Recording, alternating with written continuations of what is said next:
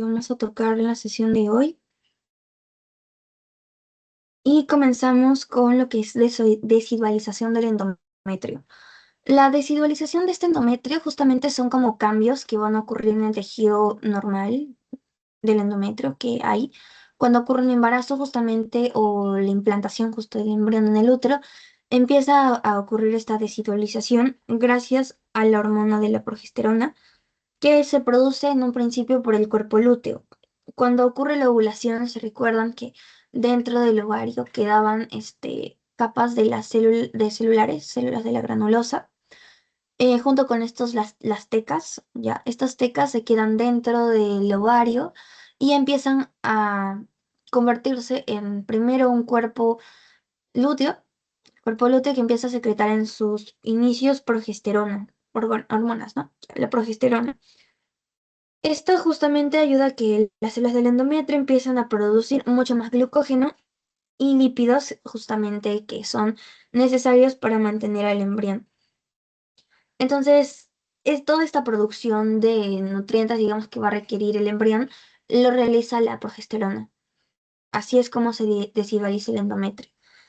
Justamente en esta desidualización del endometrio van a terminar formándose como que regiones deciduales que se conocen como deciduas, que tenemos a la decidua basal, a la capsular y a la parietal. La decidua basal vamos a ver que está en contacto con el corión frondoso, bueno, está en contacto con el corión frondoso y es parte de la placenta. La basal, bueno, ahorita lo vamos a ver acá, ya, pero ya, la basal es esa. Luego está la capsular, que es la que recubre al embrión. Y bueno, que con el crecimiento del feto va a ir desapareciéndose porque se va a fusionar. Ahorita vamos a ver. Y la desidualización parietal, bueno, es el resto del endometrio.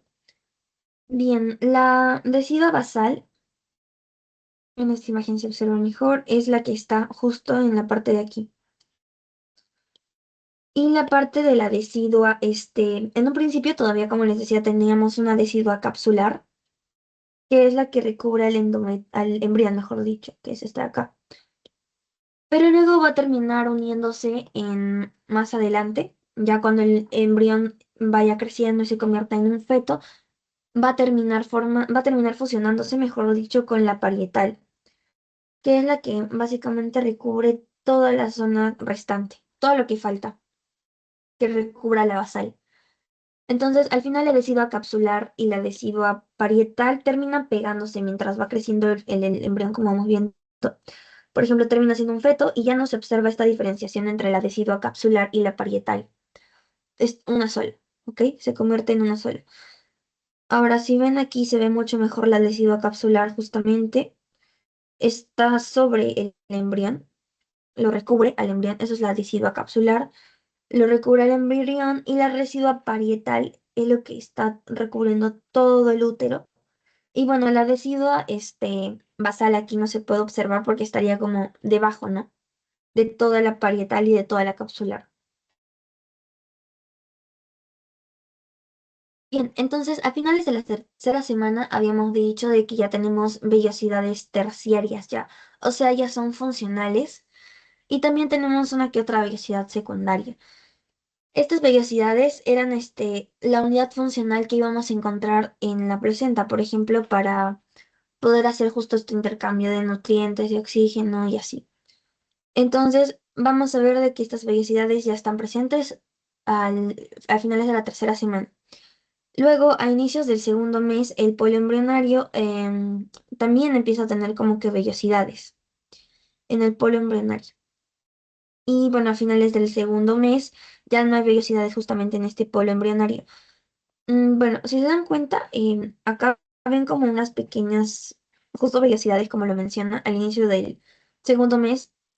En esta decidua capsular justamente está viendo la presencia de ciertas vellosidades, ¿ya? Pero entre más vaya creciendo el feto, más va a ir como que desapareciendo estas vellosidades y a su vez también ya cuando vaya a terminar digamos, creciendo esta decidua basal, que digamos es la más importante porque es la que va a tener la mayor cantidad de vellosidades terciarias, secundarias, ¿ya? Es la que va a tener mayor cantidad de vellosidades y la que posteriormente va a convertirse en la placenta. Aquí es donde justamente ya no tiene la parte embrionaria o el polo embrionario, ya no empieza a tener ninguna vellosidad, ¿ok? Esto ocurre al final del segundo mes. A inicios del segundo mes todavía hay vellosidades, pero al segundo ya no. Y para finales del tercer mes ya también vemos una fusión entre el amnios y el corion. Ahorita vamos a ver esa parte en esta imagen. Y termina desapareciendo justamente la decidua capsular. En el tercer mes ya no hay presencia de esta decidua capsular. Ya se fusionó la capsular con la parietal. Y también hay una fusión entre el corion liso y la decidua parietal. Y desaparece también la cavidad uterina. O sea, ya está totalmente, digamos, toda esta cavidad ocupada por los componentes que tiene, sobre todo el embarazo, o sea, la parte, digamos, de la placenta, el embrión, el líquido amniótico, todo eso ya está dentro de esa cavidad y ya no hay, digamos, una cavidad, digamos, uterina, ¿no? Está todo lleno, por decirlo así. Todo está lleno por algo del embarazo, ¿ya? Entonces, esta parte del corion, vamos a ver aquí, ¿ya?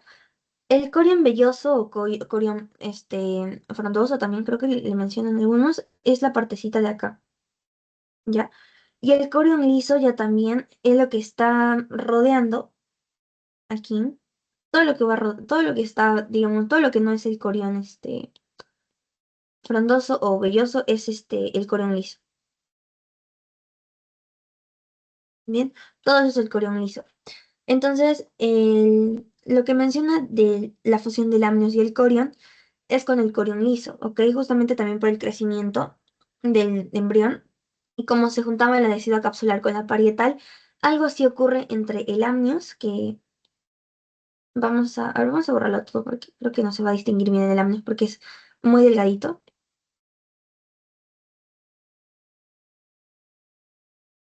Ya, bien.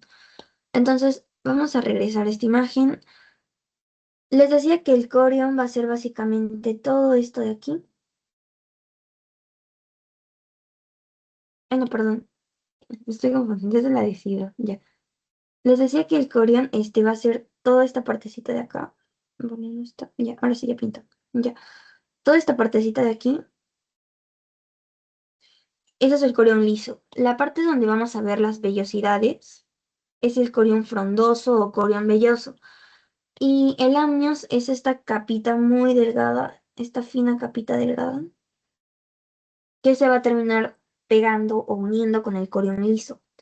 Ahora, este corion liso al que se le ha pegado el amnios, luego se va a pegar a la decidua parietal, posteriormente cuando se una para este lado de acá, que es justo la parte en la que le estaba resaltando aquí. Ya. A esta parte justamente se le pega todas estas estructuras, tanto el corion liso como la capita del amnios, ¿no? El amnios y el corion liso se pegan y estos dos también a su vez se van a pegar a la decidua parietal. Y bien, justo acá se diferencia mucho más las deciduas. La parte amarilla, la decidua basal, la parte verde, la decidua parietal y la parte capsular es la de rojito, ¿no? La decidua capsular es esa parte. Justo aquí ya, digamos, en el cuarto mes podemos mencionar que tenemos una placenta madura porque vemos que hay componentes ya, un componente fetal y un componente materno. El componente fetal justamente más está formado por la parte del corion frondoso, que es donde están las vellosidades, ¿no? Todo esto de acá, esto es el colon frondoso. Esa sería la cara fetal. Y la parte del decidua basal, esta parte de aquí, ya, vamos a otro color, ya. Toda esta parte de aquí ya también sería la parte, la cara materna, la decidua basal, ya, lo que es la decidua basal. Entonces, las membranas extraembrionarias que rodean al embrión en el desarrollo del cuerpo humano son todas estas. Sobre todo tenemos al amnios y al corion. Esas son las dos membranas importantes, amnios y corion. Entonces, estos dos, justamente van a terminar formando, digamos, lo que va a recubrir, ¿no? Al embrión. Bien, la placa coriónica fue nominada ya ya. La placa coriónica básicamente está formada por estas dos también. Y bien, como les decía, ya en la cuarta semana vamos a tener, o mejor, su cuarto mes ya vamos a tener digamos, una placenta madura o lo que se le conocería como a término. Ya, entonces, esta placenta a término justamente es un órgano, la placenta es un órgano, pero este es un órgano transitorio. Entonces, tiene ciertas funcionalidades únicamente, como su nombre dice, transitorio solamente en el momento del embarazo, porque luego posteriormente va a ser eliminado. Tiene funciones entre madre y feto, y estas funciones son tanto, por ejemplo, inmunológica, porque por ahí la madre va a darle ciertos anticuerpos al feto, también enzimática, endocrina, porque también secreta hormonas, ciertas hormonas como la progesterona. También la de membrana, o sea, tiene una barrera, una membrana que protege de que ciertas cosas pasen y que otras no, por ejemplo. Y la hemodinámica que tiene que ver con el intercambio de sangre entre feto y mamá, ¿no? Tiene un tamaño aproximadamente de 15 a 25 centímetros, un espesor, o sea, el grosor menos de 1,5 a 3 centímetros. Tiene una consistencia blanda semisólida y el peso en promedio debería ser 300 gramos, ¿ya? Pero puede haber también de este peso. Y tenemos superficies o también como habíamos visto en la anterior, componentes que son en la cara materna y la cara fetal. En la capa materna lo que ustedes van a observar va a ser una capa, mejor yo va a ser a grandes rasgos como que una capa donde van a tener granulosidades como surquitos, ¿no? Van a ser como o sea, le dicen los de torta placentarias, son como granitos que hay, o sea, son como unos granulos grandecitos que hay. En la cara fetal ya también lo más resaltante que se va a observar son los vasos sanguíneos y el cordón, ¿ya? Eso es lo más resaltante. En la cara materna ahora estos granitos que les menciono, estos que son como pedacitos, se les conoce como cotiledones. Bien, pero primero vamos a ver justo esta anatomía de la placenta, donde vamos a ver que presenta tres zonas en su estructura.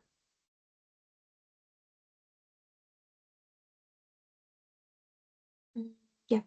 Tenemos a la zona placa coriónica. Aquí esto es lo que les decía que es el corión y el amnios. Al espacio intervelloso y a la zona placa basal. Bien, acá por ejemplo se observa justo también la parte de la placa coriónica. Aquí, placa coriónica. El espacio intervelloso donde vamos a encontrar justamente a vellosidades cordiales o vellosidades ahí.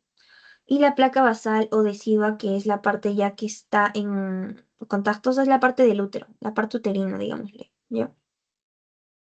Todo eso sería. Entonces, placa coriónica, aquí vemos justamente la parte del amnios, acá también vemos la parte del corión, también vemos los vasos sanguíneos que van a dar posteriormente origen a los vasos sanguíneos que van a entrar a las vellosidades cordiales. Ya, eso para que lo tengan en claro. Por la parte de aquí solamente pasan vellosidades, o sea, son como vasos sanguíneos que posteriormente van a dar ramitas para lo que ya va a ser el vaso sanguíneo que entra dentro de la vellosidad cordial. Cuando este bracito o estos vasos o capilares que llegan dentro de la vellosidad cordial ya estarían entrando a la parte de la zona, aquí, la zona o el espacio intervelloso, ¿ya? Esta parte de aquí todavía por el momento sería esta parte de aquí por el momento todavía sería la zona o placa coriónica, ¿no? Y la parte basal, bueno, todo el borde de acá que es básicamente la decidua, ¿no? La decidua basal, la parte de la decidua. Bien, entonces si vemos acá la placa coriónica, vemos presencia incluso de, diríamos, mesodermo extraembrionario todavía. También vemos en la placa coriónica el corión, justamente el corión, y también el amnios, que es esta partecita súper delgada acá que justo le menciona, membrana amniótica. Todo eso es la placa coriónica. Dentro, toda esta parte sería la región o la zona de la placa coriónica, y la parte donde ya vemos vellosidades, toda esta zona de acá, ya es el espacio intervelloso. Terminamos con este espacio intervelloso y donde vemos venas y arterias uterinas, ahí, por ejemplo, ya sería la placa basal, porque estamos viendo justamente componente ya materno, ¿ya? O sea, de la mamá. En grandes rasgos, como les decía, la superficie fetal, bueno, esto es de la placenta, pero el lado, digamos, un poco más minucioso, ¿no?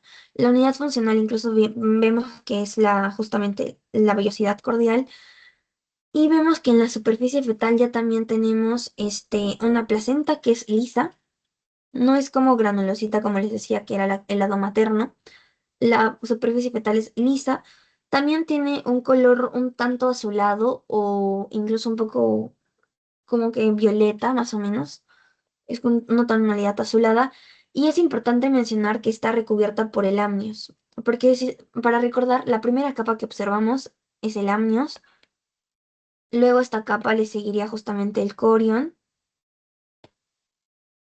el mesodermo embrionario y, perdón, y ya pues ahí tendríamos el paso de los vasos sanguíneos. Y entonces ahí ya pasarían los vasos sanguíneos.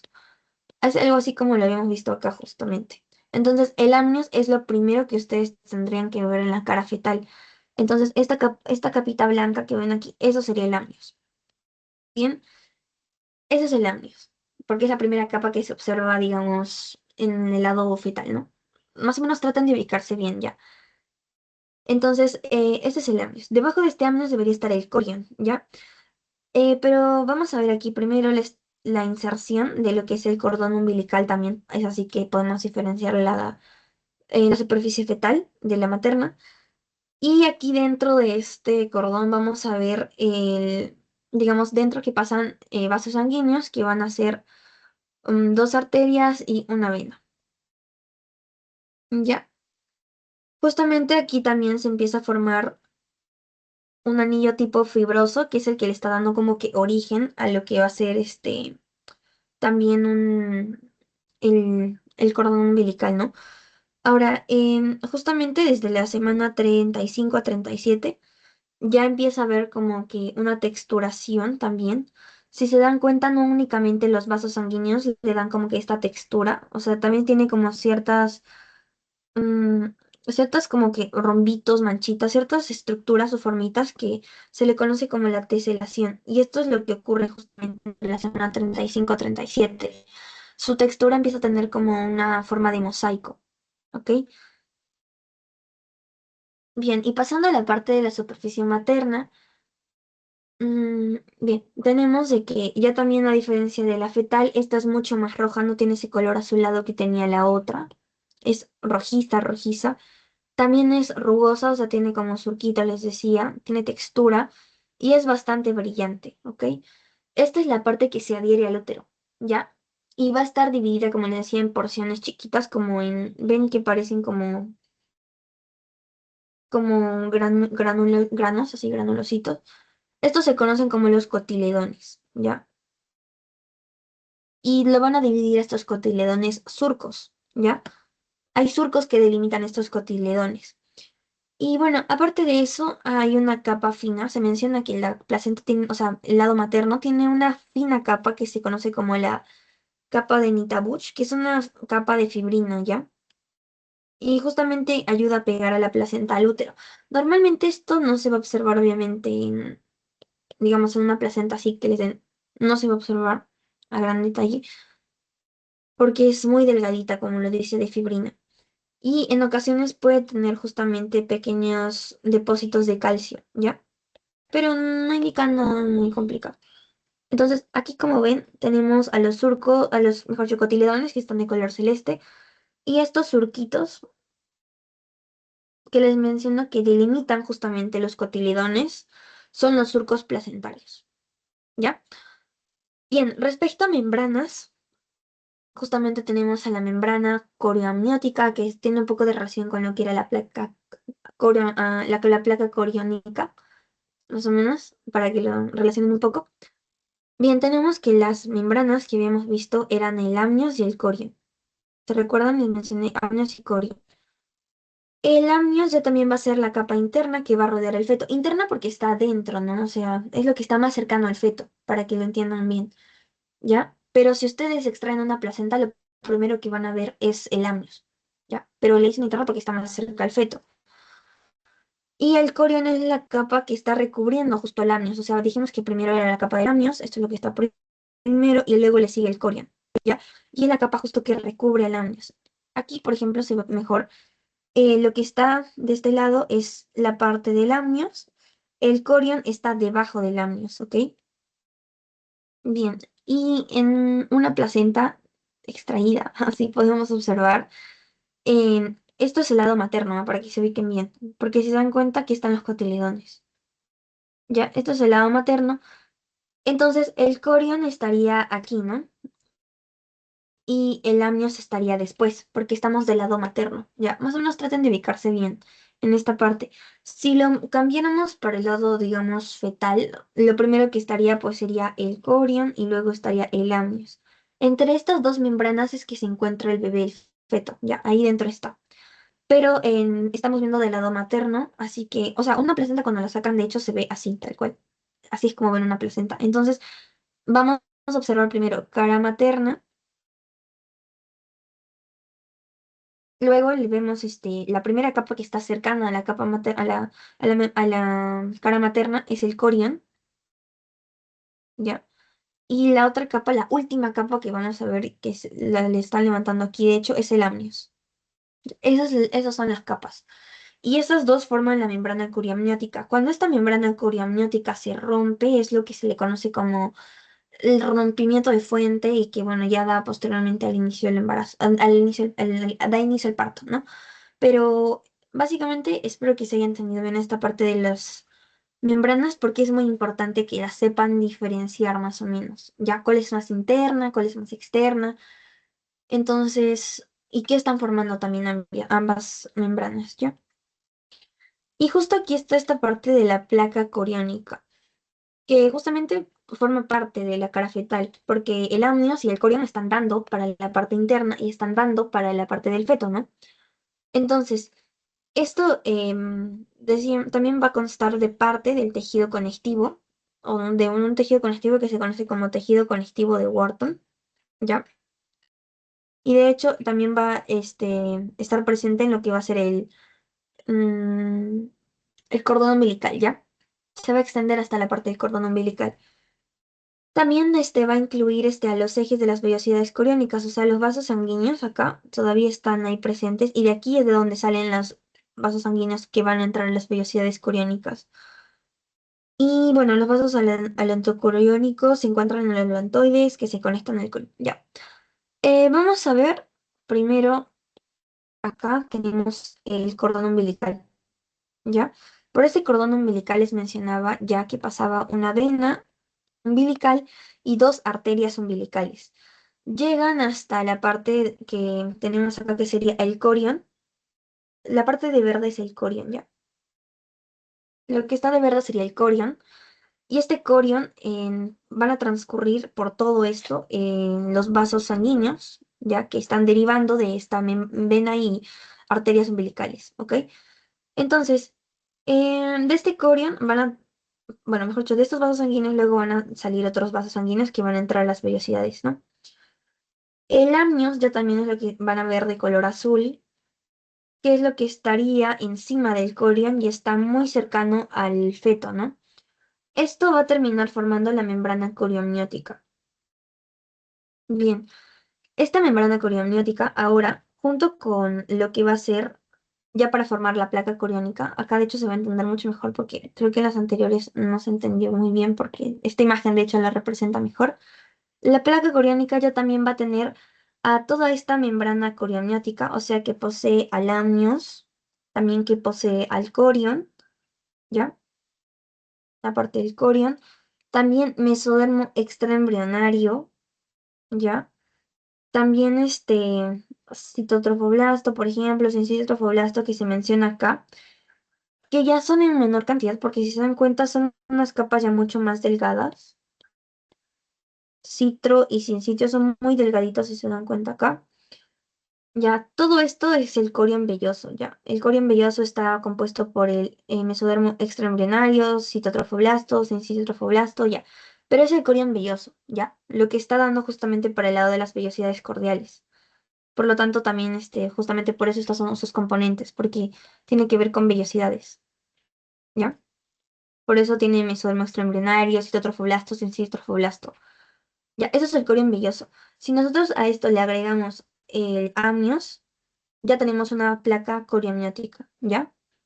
Entonces, su placa coriamniótica tendría que estar formada por el amnios y el corion velloso, básicamente, ¿ya? Eso sería la placa coriónica. Ahora, la membrana coriónica ya también estaría formada por el corion y el amnios, pero este corion ya también es el corion liso, ¿ya? El liso, el que no tiene vellosidades, ¿ya? Entonces, más o menos para que lo diferencie. Placa coriónica tiene amnios y corion frondoso. Y la placa amniótica ya también tiene el corion liso y el corion, mejor dicho, corion liso y también tiene amnios, ¿ya? Porque el amnios obviamente no solamente está en el lado de la cara materna, sino que este amnio se extiende así totalmente hasta recubrir a todo el feto, ¿no? Incluso dentro tiene pues líquido amniótico y todo, ¿no? Todo esto ya es el corion liso, pero obviamente no, está junto con el amnios, ¿no? El corion liso también que se extiende junto con el amnios. Y esto sería ya la membrana amniótica, ¿ya? En cambio, lo que está justo únicamente del lado de la placenta es la placa coriónica. Lo que está formado por el amnios y el corion velloso, esa es la placa coriónica, ¿ya? Y bueno, bueno, acá voy a recalcar, de hecho, porque es la única imagen en la que se ve o se menciona, de hecho, la membrana de Anita Buch, justamente que es esta membranita acá delgadísima,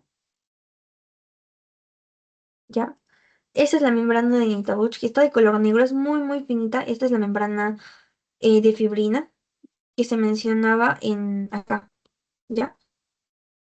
Que justamente ayudaba a pegar a la placenta al útero, ¿ya? Porque si se dan cuenta, esta parte de aquí ya es el miometrio, ya, o sea, ya es músculo del útero. Todavía acá tenemos adhesiva, ¿no? Entonces esta adhesiva justamente gracias a esta membrana de Nitabuch ayuda a que se pegue bien al útero. Bien, en el espacio intervelloso ya también acá lo vamos a ver a más detalle porque vemos que está entre la placa coriónica, ya vimos que era la placa coriónica y la placa basal o la adhesiva basal. Bien, entonces eso sería el espacio intervelloso, lo que está entre la placa coriónica y la placa basal. Aquí, en este espacio intervelloso, van a flotar justamente los troncos vellosos de las vellosidades cordiales, ¿ya? Troncos vellosos porque si se dan cuenta, las vellosidades son como un arbolito, ya, son como un árbol. Y justamente los troncos, que son estas partes de acá, son los que van a estar más presentes en esta parte de aquí. Ahora, la sangre materna rodea las vellosidades sin mezclarse con la fetal e intercambian y ocurren bueno, a través de difusión. Bien, si se recuerdan, yo desde, creo que las semanas pasadas les estuve mencionando que tanto sangre fetal como materna nunca se van a mezclar. Siempre van a estar como que intercambiando sustancias, nutrientes, pero sin mezclarse. Lo hacen por difusión, ¿ya? Ya sé más o menos el transporte de difusión. Entonces, acá vamos a ver, vamos a ver los troncos. Por aquí están entrando las vellosidades o ramitas, mejor dicho, las ramas en arterias y venas que están surgiendo de estos vasos sanguíneos que estaban derivando de las dos arterias y de la vena, ¿no? Del cordón. Entonces, por aquí estaban entrando justamente estos otros vasos sanguíneos que van a terminar haciendo como un arbolito, como les decía. Y acá aparte vamos a tener como ciertos, espacios acá entre cada vellosidad, que es el espacio intervelloso, ¿ya? Entre cada vellosidad hay un espacio intervelloso, ¿ya? Y aparte de eso tenemos como tabiques que también delimitan cada vellosidad. Y dentro de estos tabiques vemos justamente la entrada de acá y acá. Vemos la entrada ya también de vasos sanguíneos, pero maternos, ¿ya? Esto sería lo materno. Y aquí vemos justamente la entrada de estos vasos sanguíneos maternos, ¿ya? Son vasos sanguíneos que provienen de la madre. Y si ven, están muy cerca al tanto vaso sanguíneo de la madre como el vaso sanguíneo del feto, ¿no? Bueno, que están provenientes del feto, ¿no? Pero nunca se van a terminar juntando, simplemente hacen intercambio por difusión. Bien, y por último, en la capa basal, la placa basal, acá, vamos a esperar que se cambie primero la diapo. Bien, en esta placa basal ya también vamos a ver de que esta es la parte materna, el componente materno. Tiene citotrofoblasto y también acá empieza justamente la capa o cápsula de Nitabuch, que ayuda a que era lo que ayudaba a que se pegue justamente la placenta al útero. Bien, aquí se delimita la parte de la placa coriónica donde teníamos justamente amnios, y todo esto que era el corión frondoso. El corión frondoso tenía a la parte del mesodermo, citotrofoblasto, sincitrophoblasto, todo eso, ¿no? Pero era obviamente frondoso porque era lo que está en la placenta, dentro de la placenta, ¿no?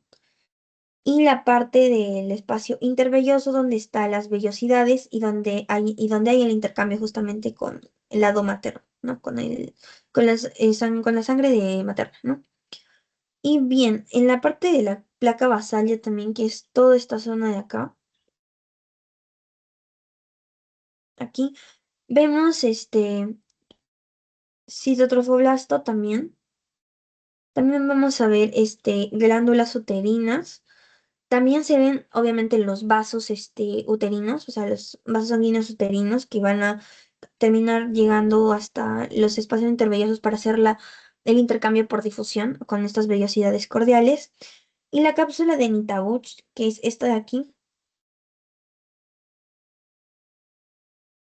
es la que está justamente manteniendo la unión de la placenta con el útero, ¿no? Lo habíamos mencionado. También no se olviden que tenía sincitrophoblasto, ¿ya? Entonces, básicamente de esto se compone la placa basal. Aquí también se puede observar que el componente materno, la placa basal, tiene justamente los vasos sanguíneos maternos. Tiene estas partes amarillitas que básicamente son partes de la capa de Nitauch. Y bueno, la decidua basal, que es todo lo que está de rosa, más o menos se ve. Todo eso sería la decidua basal. Y justamente, digamos que los surquitos que hay acá son los cotiledones, que se conocen posteriormente como cotiledones, ¿ya?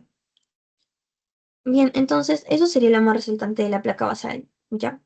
No se olviden de la capa de Nita Butch, tampoco de lo que tiene los componentes que tienen, ¿no? Cada una de estas, tanto la placa coriónica como el espacio intervelloso, como la membrana, la pared, mejor dicho, la placa basal, ¿no? Que está justamente también la deciduo basal ahí dentro.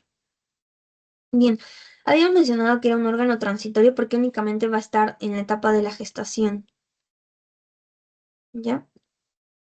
Y obviamente un feto necesita y depende de una placenta, porque al momento de no tener todavía, digamos, total funcionalidad de todos sus órganos, lo utiliza como un pulmón, como un riñón, como un hígado e incluso como un aparato digestivo, porque justamente la placenta permite el paso de nutrientes, también de electrolitos, entre estos obviamente los que le va a dar, digamos, energía em, al feto va a ser los aminoácidos, ácidos grasos, carbohidratos y vitaminas. Todos estos necesitan pasar esta membrana o mejor dicho, esta placenta para llegar hasta el feto y que pueda empezar a desarrollarse, ¿no? También elimina ciertas sustancias tóxicas para el feto, o sea, el feto en su crecimiento puede empezar a producir ciertas sustancias que justamente gracias a la función de la placenta terminan siendo eliminadas. La función inmunológica porque sobre todo la madre al momento de la gestación le empieza a pasar anticuerpos al feto, sobre todo los anticuerpos maternos que son los IgG, ¿ya? Y esto ocurre desde la semana 12, ¿ya? 12 anticuerpos IgG, ¿ya? Y bueno, también una de las principales funciones que tiene es la producción de hormonas, como la HCG que hemos visto la semana pasada, que justamente ayuda a mantener el cuerpo lúteo, ¿ya? Luego la progesterona, que también es importante para mantener el embarazo, los estrógenos para que estimulen al crecimiento tanto uterino, o sea, del útero, como de las mamas, y la somatotropina, que justamente ayuda a la preparación para la lactancia, ¿ya? Todas estas hormonas son importantes tanto durante el embarazo como a futuro, cuando ya haya nacido el bebé, ¿no? Ahora, el cordón umbilical, pasamos para el cordón umbilical. Em, Vamos a esperar que pase. Ya, la diapo. Ahora tenemos el cordón umbilical que tiene que tener una longitud aproximadamente de 30 centímetros a 60 más o menos y un diámetro de 1 a 2 centímetros. Puede tener una inserción céntrica, que sería lo más normal o correcto, o una excéntrica, pero tampoco tanto, ¿no? O sea, puede estar un poquito excéntrica, pero no en un extremo, ¿ya? Ahora también tenemos estructuras que están dentro de este cordón umbilical, como son dos arterias que ya hemos mencionado, dos arterias, acá, dos arterias y una vena, ¿ya?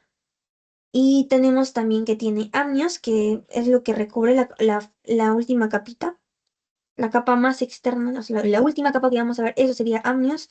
Y lo que está dentro, entre las dos arterias y las dos venas, sería la gelatina de Wharton, ¿ya?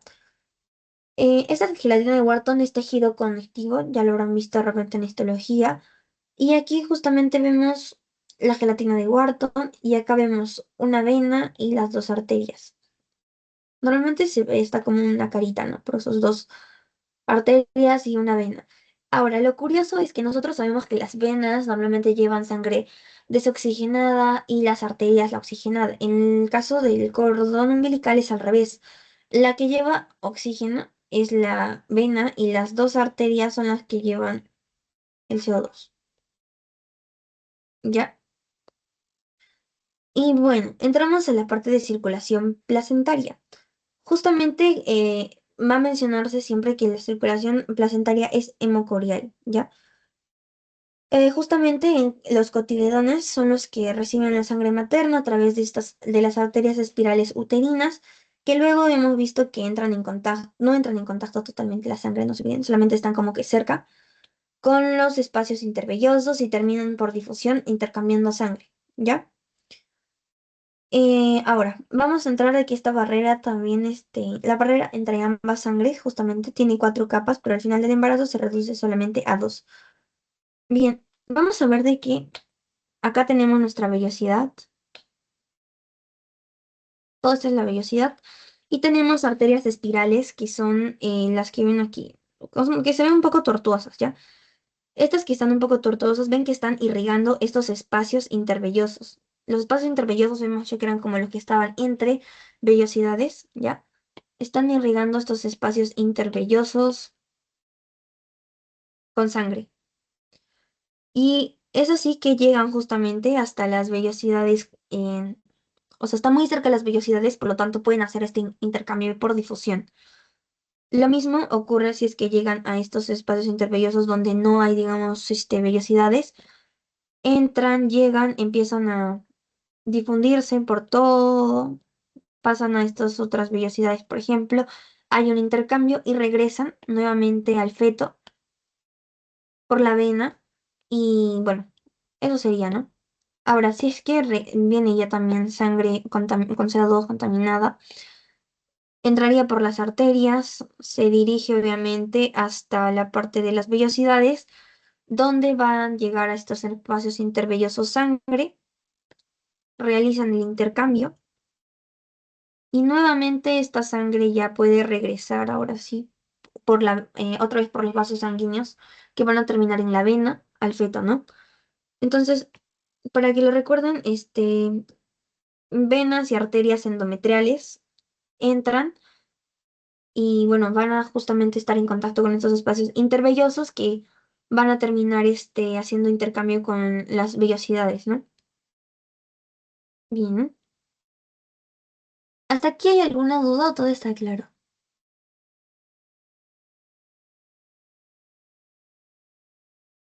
¿Hay alguna duda o todo está claro?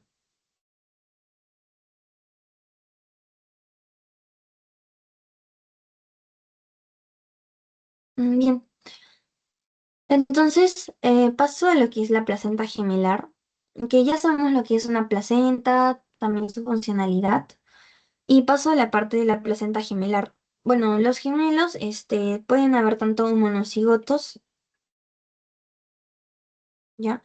Pueden haber monocigotos o disigóticos.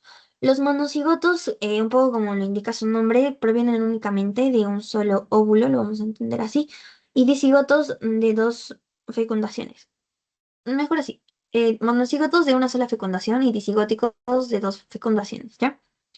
Entonces, vamos a ver que normalmente hay ciertas complicaciones que ocurren a veces en estos partos, bueno, en estos placentas gemelares o gemelos en general, porque pueden ocurrir del 60% de partos prematuros. También se conoce como el gemelo evanescente entre el primer trimestre, por ejemplo, en el que se termina como que reabsorbiendo, digamos, un gemelo al otro, ¿ya? Y el feto papiráceo, que en el segundo trimestre ya también ocurre, es similar al gemelo evanescente, solamente que en el feto, como le dice un poco su nombre, ya estaba totalmente desarrollado, únicamente que se termina momificando porque digamos que no le llega tantos nutrientes a él y todo termina pasando por un bebé y termina muriéndose. Y por eso termina siendo momificado un feto papiráceo, ¿ya? Obviamente le digo que se parecen porque ocurre casi lo mismo, únicamente que en el evanescente como que no queda casi rastros de él, en cambio en el papiráceo tenemos un feto momificado, como les digo. Y el síndrome de transfusión de gemelo-gemelo justamente está relacionado un poco con esto, porque sobre todo en los monocigóticos, ya, en los que provienen de un solo, ahorita vamos a ver, que tienen tanto una sola placenta, o sea, son monocoriónicos y monoamnióticos, o sea, en estos casos de acá, es que va a ocurrir este síndrome de transfusión gemelo a gemelo, del 10%, ocurre en un 15%. ¿Qué ocurre? Que a un gemelo básicamente le dan casi todo y al otro gemelo casi le dan nada. Entonces ya también es tanto complicado para ambos, porque un gemelo está recibiendo nada y el otro gemelo está recibiendo de más, ¿ok? Y bueno, los siameses, que también ocurren únicamente en los monocigotos, que son básicamente como que los bebés están unidos, ¿no? Bien, empezamos con el primero, que son los monocigóticos. Los monocigotos, acá como les decía, van a salir, digamos, de un solo óvulo. Vamos a ver primero cómo llegan a ser dicoriónicos o slash diamnióticos también. Y primero vemos que tenemos dos blastocistos. Hay la formación de dos blastocistos, pero estos dos blastocistos al momento de la implantación cada uno termina implantándose por su lado. Cada uno tiene su propio saco amniótico y cada uno tiene como que su propia placenta. Por lo tanto, tendríamos dos sacos amnióticos, por lo tanto, diamniótico y dicoriónico porque tiene cada uno su propia placenta, ¿no? Y su propio saco, ¿ya? Por eso dicoriónico y por eso diamniótico. ¿Bien? Ahora, si pasamos para el otro, donde ya también tenemos una sola un solo blastocisto, mejor dicho, pero tenemos dos masas celulares internas, ¿ya? ¿Se acuerdan? La masa celular interna era como que de donde va a salir básicamente el embrión. Tenemos dos masas celulares internas. Aquí es donde vamos a ver que al momento de la implantación y de que empieza a formarse este embrión, vamos a ver de que van a tener una sola placenta, ya, una sola placenta, por lo tanto es monocoriónico, ¿ya? Sin embargo, cada uno termina teniendo como que su propio saco amniótico, por lo tanto sería dicoriónico, su propia bolsita, por decirlo así, cada uno está en su propia casita. Ahora, ya también cuando tenemos lo mismo, dos masas celulares internas, pero estas están muy próximas, o sea, están casi cerquitas, o están casi tocándose, es que tenemos la formación de una sola cavidad amniótica, como están viendo acá, y posteriormente vamos a terminar teniendo un solo saco amniótico, ¿ya? Por lo tanto, va a ser un monoamniótico, mejor dicho, por un solo saco amniótico y monocoriónico porque únicamente también va a tener una sola placenta, ¿ya? Si se dan cuenta, cuando se está formando las cavidades, en donde tenemos cada uno con su propio saquito, como en estos dos casos, cada uno tiene su propio saco amniótico, o sea, cada uno tiene una cavidad amniótica formada. Sin embargo, en este caso, que son los monocoriónicos monoamnióticos, únicamente hay una sola formación de cavidad amniótica, solo hay una cavidad amniótica, ¿ya? Bien, y en la parte de los disigóticos ya también van a ser fecundados dos óvulos al mismo tiempo, pero o sea, son diferentes simplemente, ¿ya? Terminan formándose esos blastocistos normalmente y cuando se ven a implantar, dependiendo de la implantación, aquí vamos a decir que son diamnióticos dicoriónicos o diamnióticos monocoriónicos, ¿ya? Si tienen una implantación separada, o sea, tienen un espacio todavía, si se dan cuenta, hay un espacio, cada feto va a tener su propio saco, su propia cavidad amniótica, ¿ya? Y tiene también su propia placenta. Entonces aquí tendríamos un diamniótico dicoriónico. Sin embargo, si tienen una implantación que ha sido muy próxima, está junta, casi no hay una división, un espacio no hay, aquí es donde vamos a tener que tienen cada uno su propio saco, por lo tanto son diamnióticos, cada uno ha tenido su propia cavidad amniótica, pero su placenta, digamos que se termina como que fusionando y termina siendo una sola placenta, por lo tanto son monocoriónicos, ¿ya? Entonces recuérdense que es monocoriónico, dicoriónico, monoamniótico, diamniótico. Amniótico relacionado con lo que les mencionaba, que es la parte de, ay, perdón, no, sí, sí, ya, el monoamniótico les decía más o menos para que seguían la parte de los sacos, ¿no? Monoamniótico, ya, tienen un solo saco. La parte del amniótico es del saco, ¿no? Del saquito. La cavidad amniótica, todo eso, ¿ya? Y el coriónico es respecto a la placenta. ¿Cuántas placentas tienen, no? Dicoriónico, monocoriónico. Bien, pasamos a patologías de la placenta. Vamos a ver que justamente cuando presentan anomalías en su forma, por ejemplo, las bilobuladas o bipartitas también se le dice que tienen dos lóbulos básicamente. Estas están formadas justamente de dos grupos de cotiledones en cada lado. Ahora, obviamente también incluye riesgos porque puede que uno de estos lóbulos se retenga dentro de la madre, lo que va a causar una hemorragia y puede incluso llegar hasta una infección. ¿Ya? Hay dos grupos de cotiledones, obvio aquí, ojito acá. Acá tienen un grupo y acá tienen otro grupo de cotiledones, ¿ya? Y están obviamente divididos por esta membrana que ven acá. La voy a pintar de verde. Esta membranita, ¿ya? Entonces, esto es lo que se le conoce como bipartita, bilobulada, porque tienen dos lóbulos. Ahora hablemos de una placenta subcenturiata o lóbulos accesorios. La placenta subcenturiata ya también es una placenta que, digamos, está formada bien, pero de la nada tiene como que una porción que está saliendo de esta, pero está como que únicamente unida por ciertos vasos sanguíneos. Entonces tiene uno o más cotiledones aislados, o sea, están lejos de ellas, están aislados de esta placenta total. Y obviamente les mencionaba que están conectados únicamente por vasos sanguíneos. Ya, entonces acá, por ejemplo, se observa mejor. Tenemos a nuestra placenta aquí como tal. Sin embargo, es subcenturiata porque tiene ciertos vasos sanguíneos que lo están conectando a otro lóbulo, un lóbulo accesorio, ¿ya? Que también está implantado, obviamente. Ahora, eso también es riesgoso porque también puede ocurrir el caso en que este lóbulo se quede ahí dentro de la madre, también llegando a causar hemorragias. O puede que simplemente se desprenda y termine rompiéndose en el momento en el que se quiere sacar la placenta.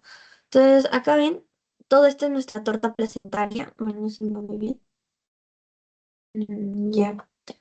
Todo esto sería la torta placentaria. Entonces, más grande por acá y así. Todo es de la torta placentaria. Y este es un lóbulo accesorio, o puede también ser un cotiledón, dos, así, que están conectados por este vaso sanguíneo, ¿ya? Eso sería una placenta subcenturiata o con lóbulos accesorios. Y bien, tenemos patologías menores de la placenta. Estas son patologías menores. Vamos a tener también la patología de la membrana difusa o membranácea, donde la membrana es muy delgadita, si se dan cuenta, y es bastante grande, ¿ya? Es una membrana básicamente, es muy grande y es muy delgada. Y tiene una adhesión, por ejemplo, de un anillo fibroso alrededor, ¿ya? ¿Ya? Que se ve de color blanquecino Y obviamente también es peligroso porque al momento de ser tan delgada, al momento de sacarla, pues obviamente puede haber un desprendimiento incluso parcial o casi de una mayor parte de la placenta y termina habiendo una retención justamente de estos restos dentro de la madre, ¿no? Ah, y obviamente también puede llegar a causar la muerte del producto del bebé, del feto, porque justamente si como es muy delgada se puede desprender rápidamente. Entonces termina habiendo una muerte del producto, ¿no? Ahora, la patología menor de la placenta. Otra vez, ¿no? Vemos placenta circunvalata y también a la marginata. Ahora, las dos son un poco similares porque presentan un anillo fibroso. Sin embargo, la circunvalata va más allá de este anillo, ¿ok? Aquí ven que este sería el anillo fibroso y como que se sigue habiendo fibrosis más allá, ¿no? De esto. Ahora, solo la parte central está cubierta por amnios, o sea, esta partecita de acá es lo único que tiene amnios. Ya, si se dan cuenta, desde lo que parte la parte de la fibrina, esta capa, este círculo de fibrina, solo esto de acá es lo que tiene amnios, lo demás no, ya, cosa que también es anormal. Y también puede provocar adherencias placentarias, una retención también de las membranas o incluso cotiledones también retenidos ahí dentro, ¿ya? Ahora, la marginata ya también vemos que hay un anillo muy gruesito ahí de fibrinógeno y el cordón está bastante al extremo. Ahora, esto no implica ninguna causa, muy, digamos, perjudicial. No causa problemas generalmente, ¿ya?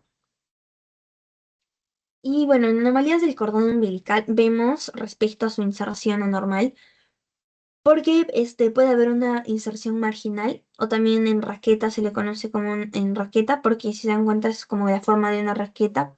El cordón está insertado muy al extremo, muy en la periferia y tiene vasos sanguíneos, obviamente, que lo conectan, pero esto es bastante peligroso, ¿no? Porque incluso hay casos en los que se puede presentar en el que tenemos acá nuestra torta placentaria y el cordón ni siquiera está siquiera muy cercano a la torta placentaria, simplemente lo único que pasa es que hay ciertos vasos sanguíneos que lo terminan conectando con toda la torta placentaria, ¿ok? No está muy pegado a la torta placentaria, en este caso, por ejemplo, ¿ya?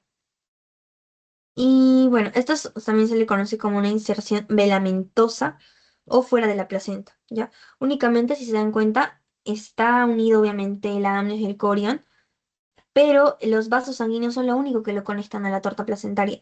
En aquí aún tenemos la conexión con esta torta placentaria, pero también es muy periférica su inserción. Ahora, puede haber una ausencia congénita también de una arteria, no sé, puedes tener solamente una arteria y una vena por ahí, ¿no? Y también pueden formarse a lo largo de todo este cordón tanto nudos falsos como nudos verdaderos, ¿ya?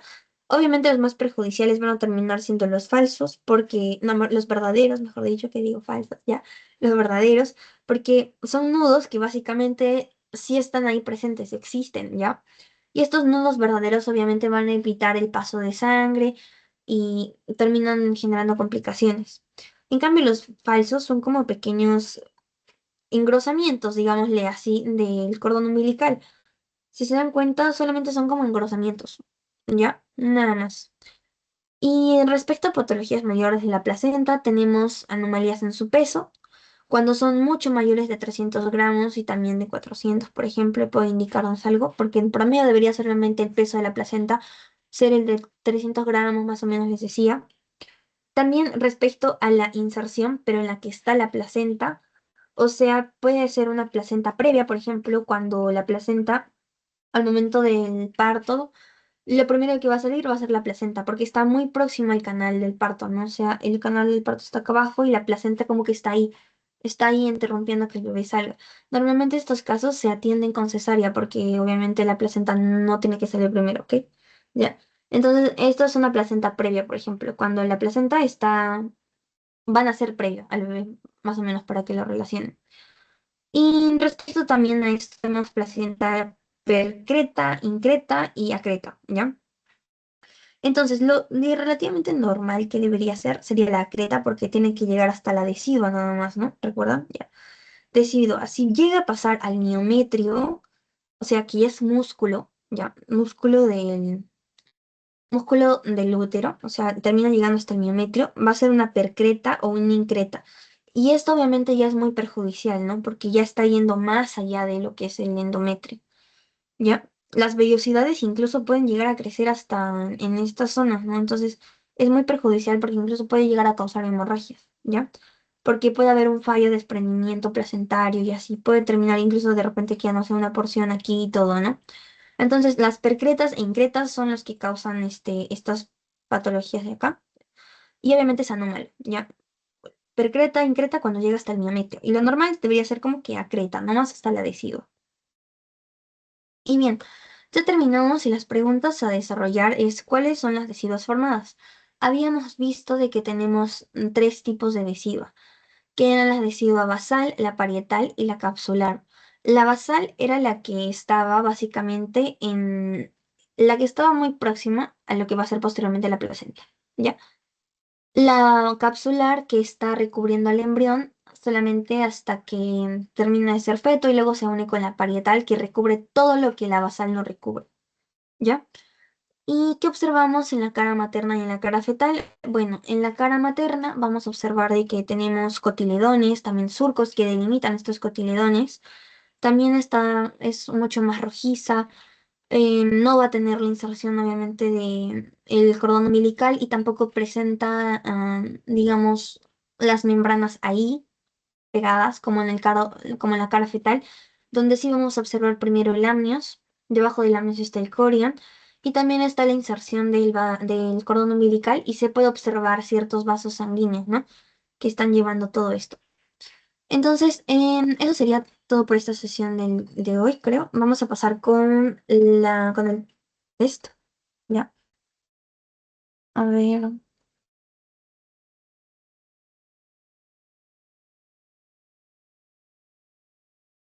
mm,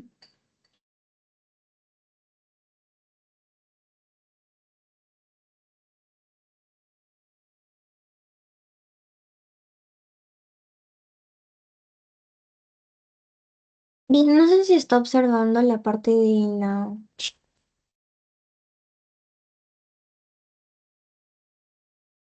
Claudia, ¿me puedes confirmar si se está viendo, por favor, el pretest? Veo tu pantalla del Teams, pero no veo el Ayer, voy a volver a póster. contar. Ya, el pretest. Bien, ahora sí se logra ver. Oh, Sí, ahora sí. gracias. Entonces, pasemos con la primera pregunta que nos menciona por qué la placenta humana se considera hemocorial.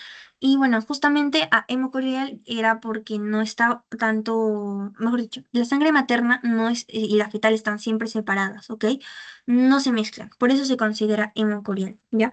Porque la sangre materna está separada de la fetal por un revestimiento de trofoblástico normalmente. O sea, les mencionaba de que había una división entre capas, ¿ya?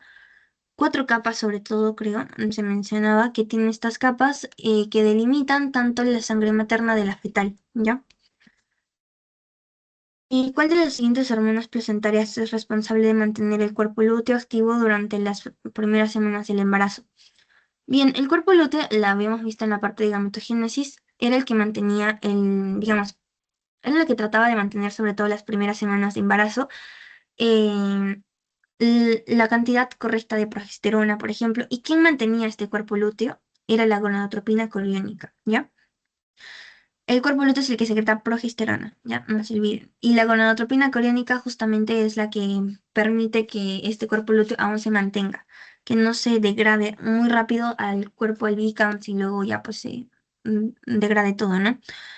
Ahora, tenemos luego cuáles de los siguientes factores podría aumentar el riesgo de un parto prematuro relacionado con problemas placentarios. Y bueno, viendo o sea, comparando todas las patologías que se mencionan, sería la placenta membranácea, porque al ser muy delgada puede ser un riesgo puede haber un riesgo de desprendimiento, ¿no? Porque como es muy delgadita, no hay mucha, digamos, tampoco adhesión. Los nudos falsos no sería tanto, riesgo prematuro no. Placenta marginata tampoco porque solamente está un poco, como les decía, alejado del cordón y también hay esta fibrina, este cordón de fibrina y el cordón umbilical corto tampoco. Bueno, ahora tenemos ¿cuál es el área de contacto entre la sangre materna y fetal en la placenta? Bueno, el área de contacto por donde va a haber difusión entre sangre materna y fetal va a ser las vellosidades cordiales. Y tenemos luego, ¿qué membrana que rodea y protege el feto durante el embarazo? Ya, la membrana que rodea justamente al feto y lo va a proteger durante el embarazo, viendo todas estas opciones, sería únicamente la membrana coriónica, coriamniótica, que tiene al corian liso y al amnios, ¿ok? La placa coriónica es lo mismo, pero con corión frondoso. Bien, entonces, así es como terminamos la sesión del día de hoy. Y bueno, les voy a pasar ahorita el post-test de esta sesión también, ¿ya?